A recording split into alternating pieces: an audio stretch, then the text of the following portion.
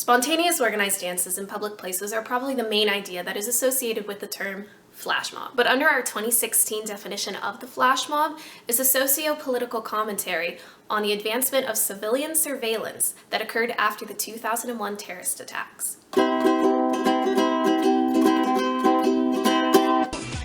The images being shown are some of the top searches that come up when you search the term flash mob on YouTube. But where did this movement come from? While the origins could be linked to different art movements or anti-art movements such as Dadaism or guerrilla theater, the first 10 attempted mobs can be traced to one man, Bill Wasik. On Tuesday, May 23, 2003, a chain email was sent out to the people of New York City reading, "You are invited to take part in Mob, the project that creates an inexplicable mob of people in New York City for 10 minutes or less. Please forward this to other people you know who might like to join.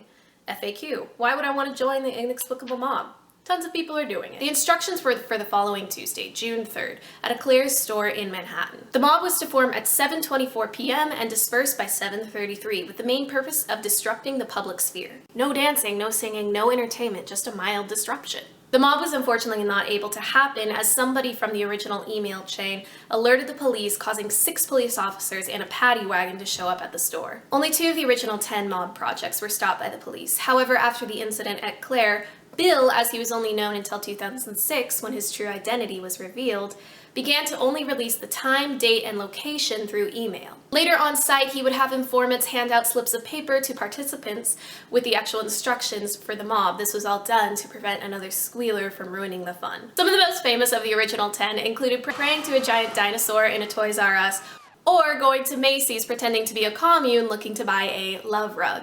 Okay, so those things are strange and odd and a little bit more in line with the type of thing that Improv Everywhere does.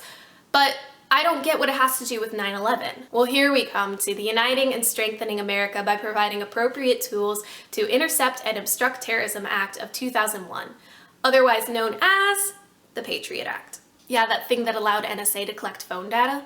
The Patriot Act set a precedent for how people should act and interact in public spheres and spaces. The fear and terror created by the 9/11 attacks caused a social change, particularly in the epicenter New York City, where the 10 original mobs took place. Here we come to the philosophy of a man named Michael Foucault. Foucault believed that surveillance, that which is found legally excusable by the Patriot Act, is the ideal foundation for a disciplinary society. Foucault was particularly interested in Jeremy Bentham's idea of the panopticon.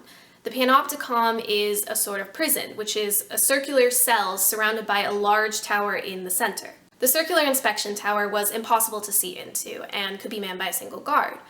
Because the prisoners were not able to check to see if they were actually being surveyed, they would act as the prison wanted them to. Because when an individual starts to self-survey, they make the work of any overseeing body superfluous. Foucault proposed that not only prisons, but all hierarchical structures, including the army, schools, hospitals, factories, the government, have evolved throughout time to resemble Bentham's panopticon. So with society self-surveying themselves out of the fear of terrorism, any action that takes place in a public sphere that does not account as normal was seen as threatening. Bill decided to challenge that perception. By letting fun and spontaneity back into the public sphere, the mob allowed people to reflect on their own self-surveillance and, in part, gave a break from the constant fear created by past actions and government security. Disbelief on people's faces.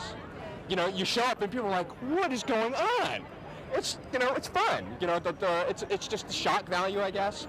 The giving people surprises. It's New York. You're not supposed to live this like, if A to B to C to D every day. It's something that just kind of, gives you oomph. Hey there! If you'd like to see more content such as this being created on this channel, please let me know in the comments down below. And always like, subscribe, tell your friends, do all that. I appreciate it a lot.